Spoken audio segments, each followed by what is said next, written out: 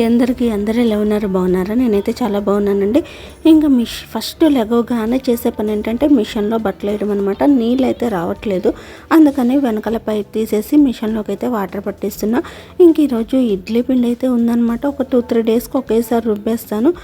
అందుకని చెప్పేసి ఇడ్లీ అయితే వేద్దామని చెప్పేసి స్టార్ట్ చేశాను. ఇడ్లీ పిండి మరీ గట్టిగా ఉన్నా కానీ ఇడ్లీ గట్టిగా వస్తే అందుకే కొంచెం వాటర్ వేసి కలిపాను అనమాట. చట్నీ అయితే ఇలా చేసుకుంటే చాలా ఈజీగా అయిపోతుందండి.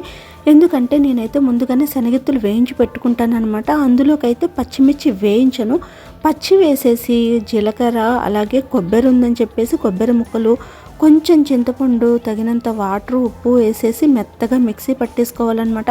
మార్నింగ్ టైంలో చాలా బిజీగా ఉంటుంది కదా, అందుకని చెప్పేసి ఇలా పచ్చిగా కూడా చేసేసుకోవచ్చు. చట్నీ టేస్ట్ మాత్రం అసలు మాత్రం తక్కువ ఉండదన్నమాట, చాలా బాగుంటుంది. ఇంకా దీనికైతే తాలింపు పెట్టేసుకుంటే చట్నీ అయితే చాలా ఈజీగా అయిపోతుంది అనమాట. ఎవరైనా టిప్ నచ్చితే మాత్రం తప్పకుండా మీరు కూడా ట్రై చేసి ఎలా వచ్చిందో కామెంట్ చేయండి. ఇంకా అలాగే ఇడ్లీ అయితే వేసేస్తున్నా. మార్నింగ్ లెగవగానే ముందు టిఫిన్ పని అయితే చేసేస్తాను, ఎందుకంటే పిల్లలు లెగవగానే నేను టిఫిన్ అయితే పెట్టేస్తాను అనమాట.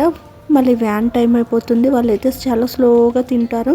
అందుకని చెప్పేసి ఇంకా ఫస్ట్ టిఫిన్ పని చేసిన తర్వాత భోజనం అయితే చేస్తాను. చట్నీకి అయితే ఇంకా తాలింపు పెట్టేసుకొని ఒకే ఒక్క నిమిషం అలా తిప్పుకుంటాను అనమాట. పచ్చివాసన అయితే ఏమీ రావు, చాలా అంటే చాలా బాగుంటుంది చట్నీ. ఇంకా ఇదే చట్నీ రైస్లో కూడా వేసుకోవచ్చు. ఇంకా చట్నీ అయితే పక్కన పెట్టేసి కావాల్సినంత చట్నీ వరకు అయితే వాటర్ అయితే కలిపేసుకున్నాను. ఈరోజైతే నేను టమాటా రైస్ అయితే చేస్తున్నాను అనమాట లంచ్లోకి.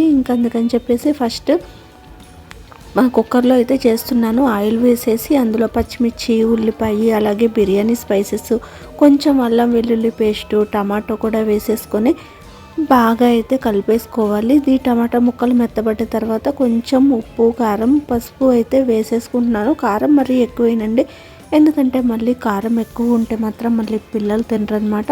అందుకని చెప్పేసి టమాటా బాగా మెత్తబడ్డ తర్వాత నీళ్ళను, బియ్యం అన్నీ ఒకేసారి అయితే వేసేస్తాను.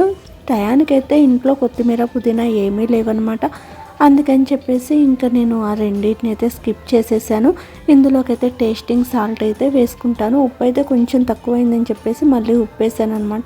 ఇంకా రెండు లేవని చెప్పేసి ఇంకా కరివేపాకునే కొంచెం పైన వేసేసి మూత అయితే పెట్టుకొని ఒక్క 2 విజిల్స్ అయితే రానిస్తాను. 2 విజిల్స్ వస్తే మాత్రం ఇంకా రైస్ అయితే అయిపోతుంది. కాకపోతే వెంటనే ఇది ఆవిరి అనేది తీసేయాలన్నమాట. మళ్ళీ అది కూడా లోపల ఉండిపోతే అన్నం అయితే మెత్తబడిపోతుంది.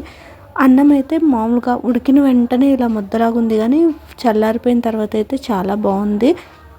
టేస్ట్ కూడా అచ్చం బిర్యానీ టేస్ట్ లాగే ఉంది. ఇంకా పాలు కూడా పెట్టేసి కాగబెట్టేస్తున్నాను అనమాట. పిల్లలకైతే ఒక ప్లేట్లో రైస్ని అయితే చల్లారి పెట్టేస్తున్నాను. ఇంకా వాళ్ళకైతే స్నాక్స్ కూడా పెట్టేస్తున్నాను. ఈరోజు బనానాను కేక్ అయితే స్నాక్స్కి అయితే పెట్టేశాను అనమాట.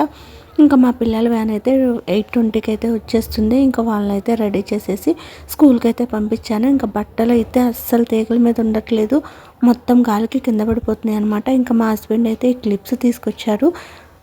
రేట్ చూస్తే 80 రూపీస్ ఉంది, ఫిక్స్డ్ రేట్ అనమాట. క్లిప్స్ అయితే చాలా బాగున్నాయండి. నేను ఇంతకుముందు స్టీల్వి తీసుకున్నా కానీ అవేమో బట్టలతో పాటే కింద పడిపోతున్నాయి అనమాట. నాకైతే అసలు నచ్చలేదు.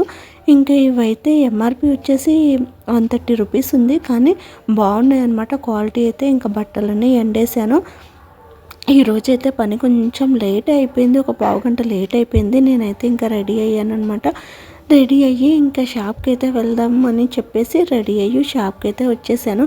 రాగానే ఇంకా టీ అయితే తాగుతున్నాను అనమాట. ఇంటి దగ్గర టిఫిన్ చేసి వస్తాను కదా, ఇంకా పోయే వెహికల్స్ అన్నీ చూసుకుంటా టీ అయితే తాగుతున్నాను. Please subscribe.